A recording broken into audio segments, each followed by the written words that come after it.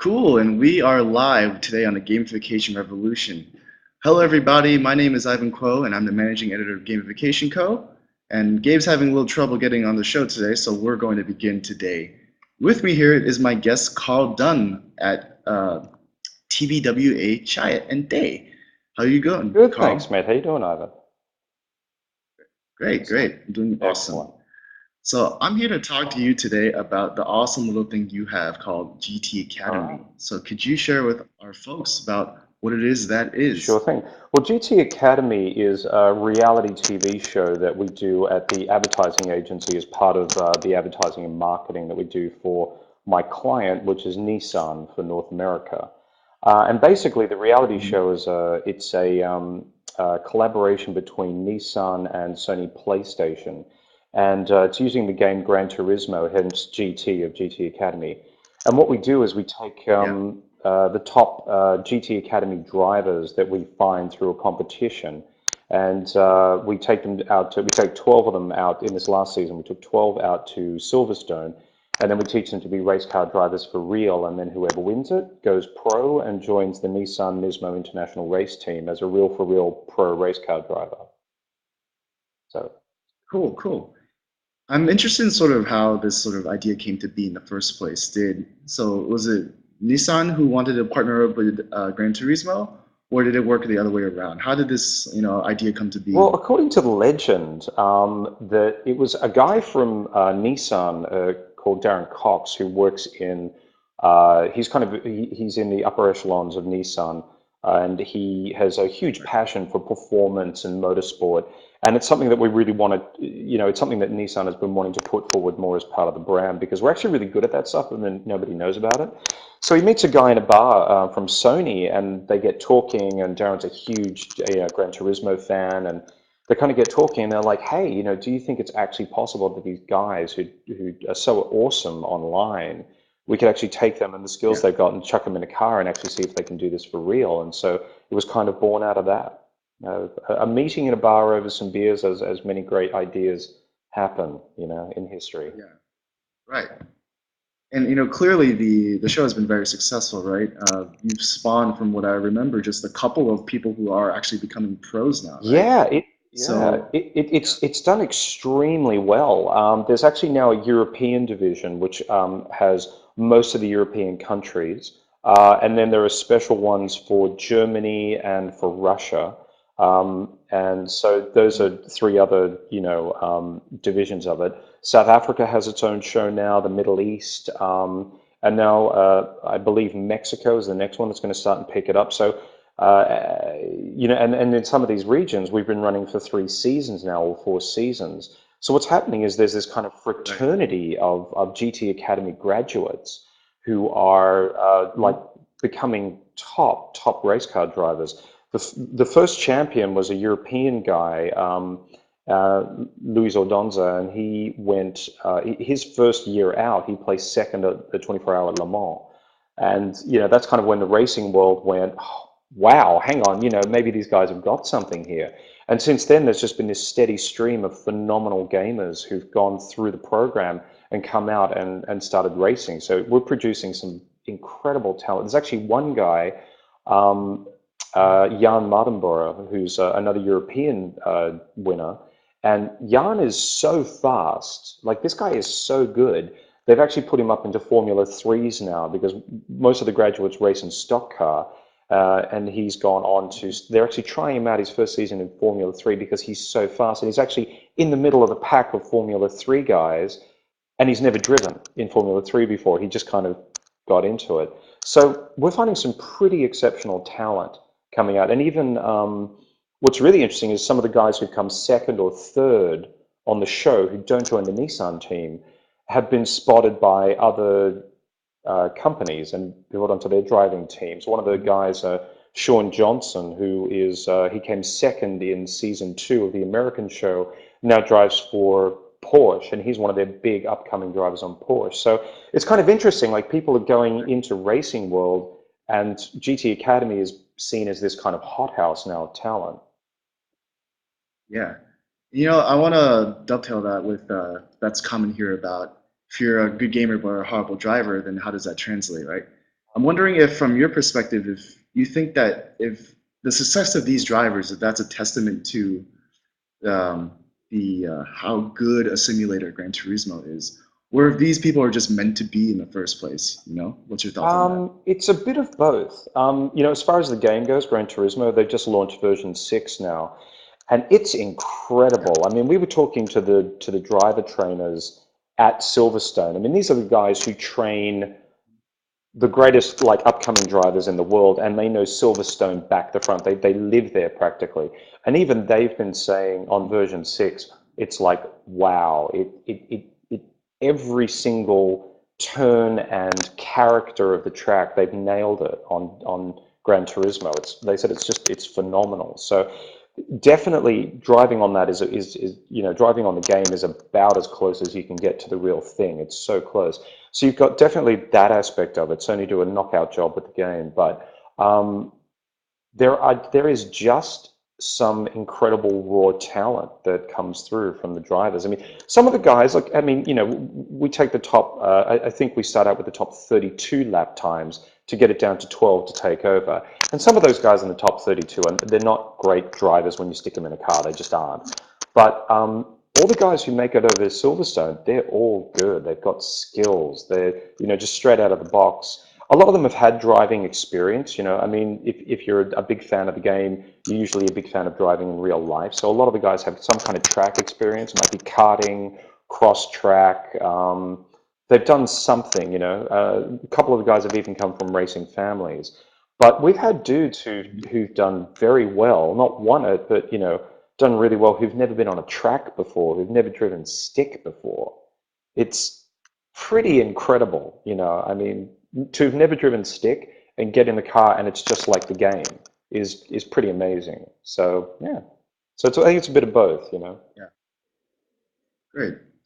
Yeah, I would agree with that. You know, so you've clearly had some good, case study numbers to share with us about the success of this, right? Could you share some of those numbers with Well, us? yeah, I mean, we've had, in our very first season that we did here in the States, we had, I think, 50,000 people entered. Um, and, oh, hang on, no, that was season two. No, season one, yes. Season one, we had 50,000 people enter. Season two, the numbers went up again, and we made like more like 250,000 guys entered. This time round, we had just under 400,000. So it is going in incredible leaps and bounds, and more people are joining every year. So the game is certainly getting some notoriety. And as far as when sorry, the show I should say is getting some notoriety, but as far as the screenings Mhm. of it, the viewership has gone up and up. The second season, we had, uh, our numbers were about like 1.3 million per episode, and it screens on the Spike network, which is obviously a big network for gamers. We had 1.3 million per episode, which is kind of like Mad Men numbers in their season three, when the show was starting to get some traction and people were really like rating it. So we're getting those kind of numbers, and we're not at like a big Hollywood production, so it's pretty cool. People are coming in Right. because they're really digging the story of what we're doing. Yeah, and where do you think the novelty of that really lies in? Do you think that's just people are fascinated with the idea that you can be just such a skilled driver in a game and have that translate to real life skill? Or was there something special to the drama with the drivers themselves? I think it's a bit of both. I mean, the biggest thing about it is, these are just like when you see the guys who are on the show. I mean, some of them we literally pulled them out of basements and living rooms across the country. So I think if you're a gamer and you watch this, you go, man, that could be me. Like I could be that dude because it really is It's just true. really average, just like straight out dudes from all over the place. And I say that because we've never had a woman come through. My dream, my God, my hope, my dream is that a woman makes it through to the final. That'd be pretty awesome. I'd love that. So I say Open guys, challenge out there. Yeah. I say guys just because it's most of them. I mean, they're all guys. So, but yeah, I mean, I think there's that part of it. Is the dream of that could be me. Maybe I could do that next season. I could be the driver. So I think it's partly Yeah. that, and then there are some really good stories. I mean, it is tough. I think it's interesting to watch how some people, we start the beginning of every show with we had the 12, and just quietly amongst ourselves at the agency, we're kind of like, I think that dude's going to win it, or I think that's the guy. We all have our picks. It's never who we think, never. And what really surprises you is when you take people out and stick them in those kind of pressures in the real world of driving, and some guys just cave in. They really don't hack it, and then other guys rise up out of nowhere. Just absolutely out of nowhere. It's kind of amazing. So yeah, it really separates the men from the boys. When you get them out on the track. And some people are phenomenal at some things, and then they can't do other things. So the challenge is also, who do you find that's the best all round? And of course, they all want it. So the closer it gets, the more drama that starts, the more like, that dude totally cut me off and he sabotaged my chances. And that guy's an idiot, he drives like a madman. So it starts getting pretty intense, as the season goes on. So there's definitely the drama part as well that I think draws people in. Awesome. And did you guys have some sort of pool? I'm curious, at your office, just on who would win? I can't comment on that. I cannot Of confirm or course. deny the presence of a betting pool on the outcome of the Absolutely. show. But we, we, Of we, we course. all had vested Yeah. interests, and we definitely all had our favorites every Uh-huh. year, who we think's going to make it. And we're always surprised, Sure. always surprised. That's great. That's how you know you're doing a good Yeah. competition. If you can't predict the Yeah, result, yeah. that's how you're doing When it it's a right. surprise for Yeah. us, even it's pretty great because we don't cast this show. It's not I think you hear a lot about that with other reality TV shows where you hear stories about like Reality. how Yeah. set up it is on it. Like we don't do that. We were straight out for the first two seasons. It was straight out race times. It was just the top 16 race times, and we were taking 16 guys a season. Now we've trimmed it down to 12, but we've put them in cars before we take them out for the very reason that, the first couple of seasons, like you learn as you go, the first couple of seasons, we get some guys out there and it's like, oh, wow, this dude can't drive, and we've flown them all that way. So now we put them in cars, and we also throw a bit of a media thing at them, which is a new thing we're doing this year, where something else we realized is that part of being a great driver, and this is something you don't get from the game, part of being a great driver is you've obviously got to be great in the car, not just the skills that you bring from the game, but you need to be, Yep. you don't have to necessarily be like the most amazing, vibrant, up, incredible personality, but you need to be able to handle yourself in front of cameras. You need to represent the team.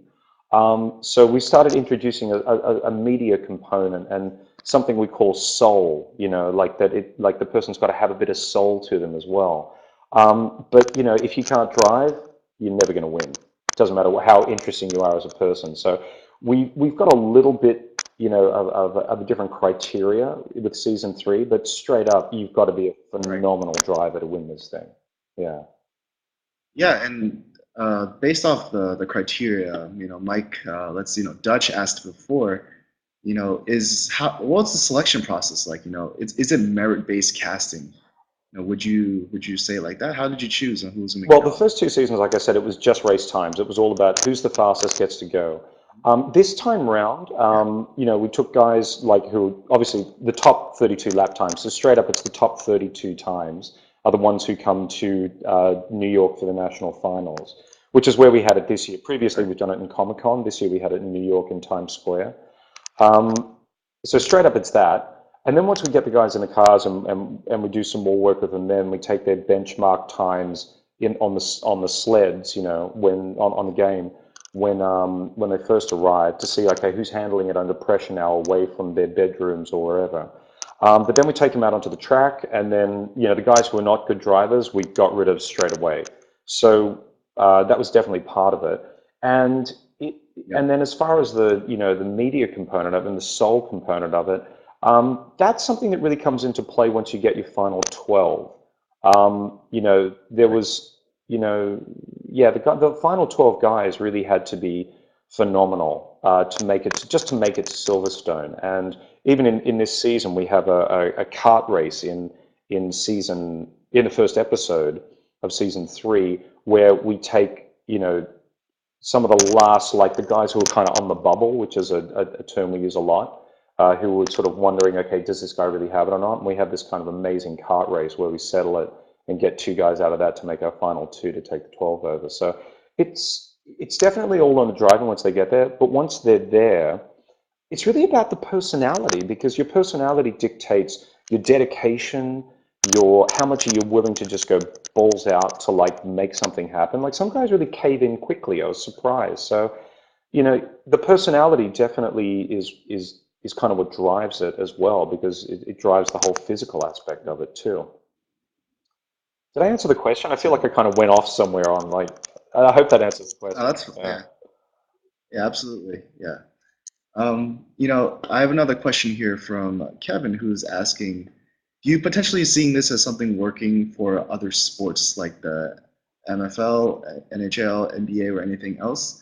Given that there's so many other sports games out there, Oh, what's your that's take on that? interesting. Like from Yeah, driving simulation to driving a car, it's a very linear pathway and it's a very right. specific set of skills that transfer really easily. For other sports, I Yeah, don't know.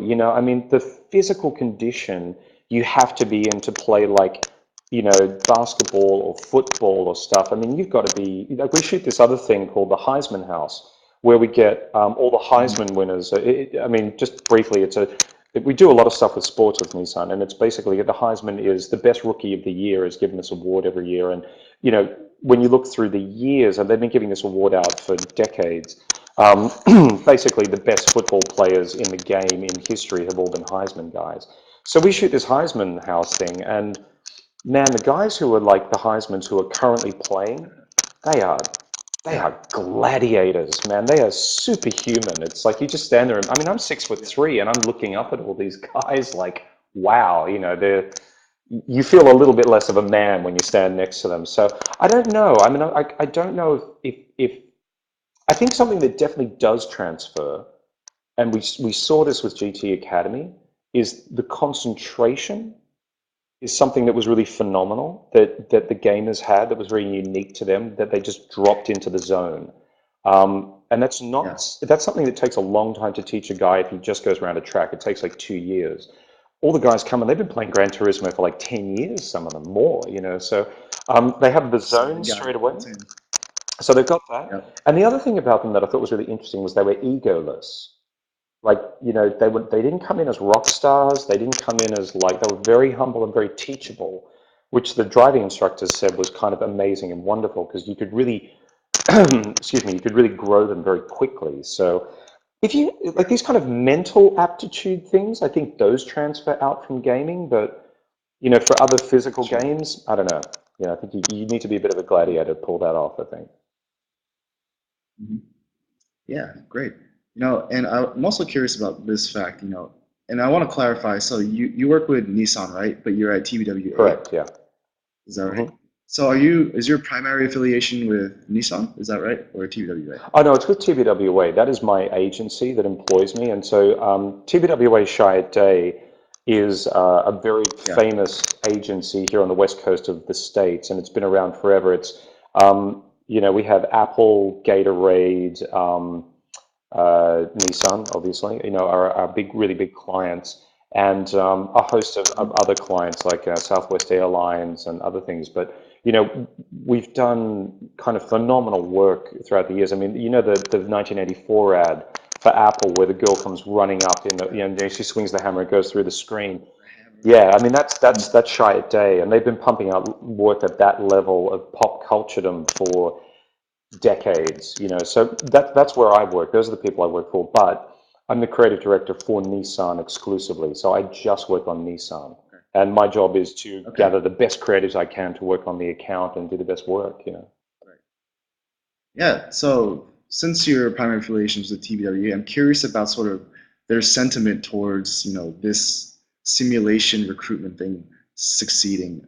Have other people shared with you, how impressed they were with this, thing working out so well? And have you seen anyone wanting to apply this sort of model for any other sort of campaigns people might be Oh, working on? definitely. We actually have a whole kind of legacy on Nissan and also on Gatorade of doing really interesting programming, like the replay, which was where we did a rematch between college football teams 10 years after the game that Mhm. ended in a draw because it was rained out. We bring the teams back Yeah. together, train them all up, and then they go at it. And that was a whole TV show as well. So We're definitely doing it on other clients, but as far as we're concerned at the agency, and I think just in advertising in general, people know that this sort of work that we're doing is the future.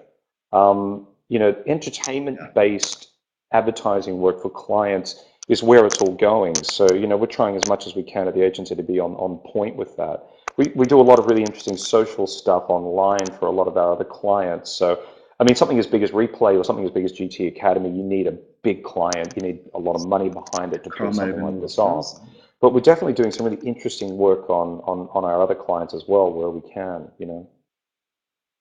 Yeah, Mhm. yeah, awesome. I'm also curious if the word gamification is ever uttered around the agency. Do you hear that being said at all? Do people hate it? People love it? What are your No, thoughts on no, we that? definitely, it's actually become, it's in the speak of how we work in advertising. People talk about like, how do we gamify this? How do we, so it's definitely something that we use. I mean, we'll often challenge creatives to, if we've got something going, it's like, okay, what's the gamifying aspect? What's the bit that pulls you and intrigues you? How do you interact with it? What's a little something that can bring out someone's competitive edge that makes them want to click through on this banner or be involved in this program? So no, definitely, it's something that we talk about as a concept and actually use that word. So for sure. Hmm. Yeah. And I want to Dutch asked another good question I'm curious about. So, given that you've sort of started back to GT Academy, since that you've had this show, it's gone all around the world. You have winners and communities all around the world. Do you have any plans to sort of bring that all together into one sort of overarching show or competition at any point in time? Have you considered Well, that? it's funny you should ask. Yes, we have our grand Yeah. plan, and I think it's so obvious that we just have to do it. Is to do a world championship of GT Academy, where we take the winners of every season around the world and then put them together, or maybe like the top. I don't know. We're sort of working. We're talking about how we might do it. We take basically the top drivers from every region, throw them together for like to find who the world champion of GT Academy is. So that's definitely the next stage, and we're talking about how we're going to pull that together because we have so many regions now. It just makes sense to do it, and everybody wants to know who the Yeah. best in the world is. I mean, knowing who the best in your country is one thing, but knowing who the best in the world is, yeah, yeah, definitely, Yeah. definitely. Eh, Yeah, have you noticed any particular regions being more sort of vocal for their sort of top races or in the show themselves? Definitely. I'd imagine that certain countries would just be uh, much more proud of their victories and definitely will let you know via social media. Oh, for sure. I mean, racing, like motor racing, is massive in Europe. It's absolutely massive, and so Petrol yeah, I heads. mean, the show there has a phenomenal fan base of people who are super passionate about the sport.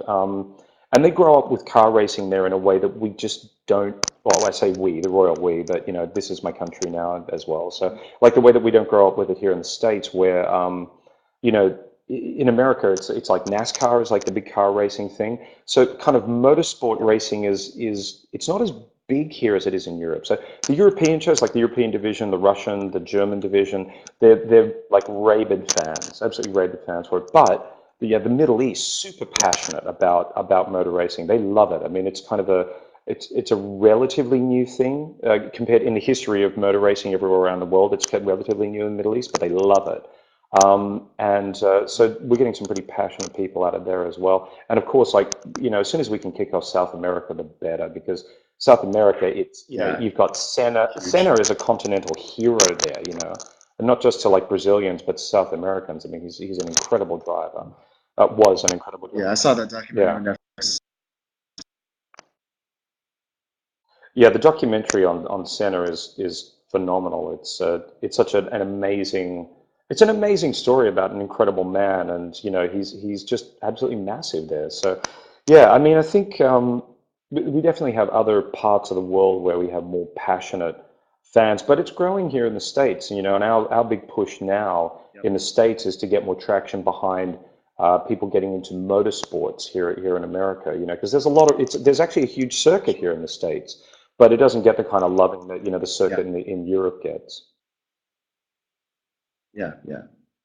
Yeah, so people definitely love their motorsports, and I'm wondering if there's any opportunity you see for sort of gamifying that engagement. Sort of making that a gaming Oh, game, interesting. sort of getting them Interesting. to sort of root for themselves. Having that be a huge contest around the world as well.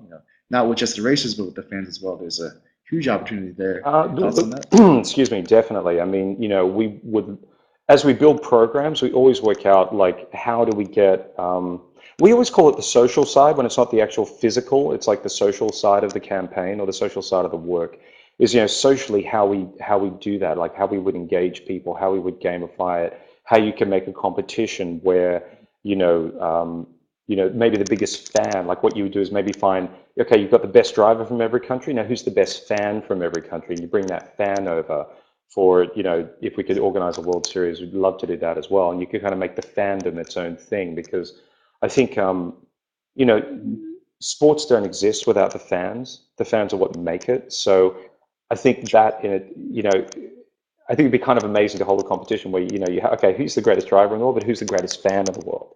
That'd be a lot of fun. So yeah, no, we definitely have plans for how we'd organize something like that as well. Yeah, awesome. Let's see. So, you know, I'm wondering, um, sorry, blanked out for Sure. a second there. Uh, yeah, with with TBWA and um, your work Hmm. here, have you sort of done this sort of job for previous things? Any other previous work in gaming, gamification Um, you can share? Not really, like not to this extent. I mean, this is definitely the biggest example of gamification we've done. We've done other things like like we Oh, do. I've done it on smaller scales where we've done things like I used to be the global creative director of Mini and based out of like Mini Cooper cars, based out of Europe, and we yeah, did some really fun work there. Where we had stuff like you know, uh, life-size cutouts of a brand new Mini that we were launching, and we would just leave them in a square one day. And the thing was, the instructions were take one of these and take it to the furthest place you can possibly imagine, or the craziest place you could put this car, take a photo and send it in. So, yeah, we gamify stuff on those kind of levels where people would compete, but again, socially. So it would be like, oh, what's the nuttiest place you could possibly get one of these cutouts? And then send it in, and then yeah. whoever wins, would win a prize. We do a lot of that kind of work in advertising. It's that level of sophistication. But something like this, with like a show, this is like another whole level. But this is also the joy of working in America. You know, the great thing about Sure. America, about gamifying things, and about broadcast is that you know I think America understands better than any other country in the world how entertainment is the way to make people passionate about things. And if you make it entertaining Mhm. and somehow, either through a game platform or some kind of show platform, that's what people gravitate to. And Americans are brilliant at this. I mean, entertainment is an industry here, a massive, massive industry across many different, disciplines like advertising, marketing, PR, sports, games. It's so big, and people understand the whole holistic concept of it in a way that is it's understood in other parts of the world, but it's smaller. So, it's one of the joys of working here in the States. You can really go all out, and do massive programs like this. Mhm.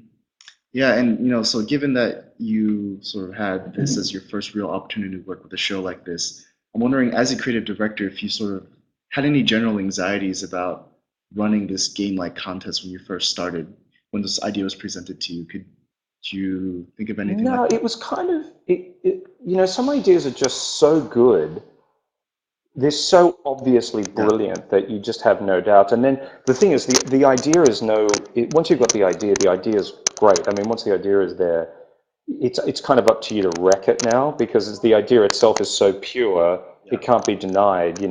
So we have great partners. We've shot this with Radical Media, who's a production company, many offices around the world. We work obviously with their Los Angeles office, and a fantastic director called Jeff Swart, who is actually a race car driver himself, and he shoots a lot of racing stuff, a lot of car commercials.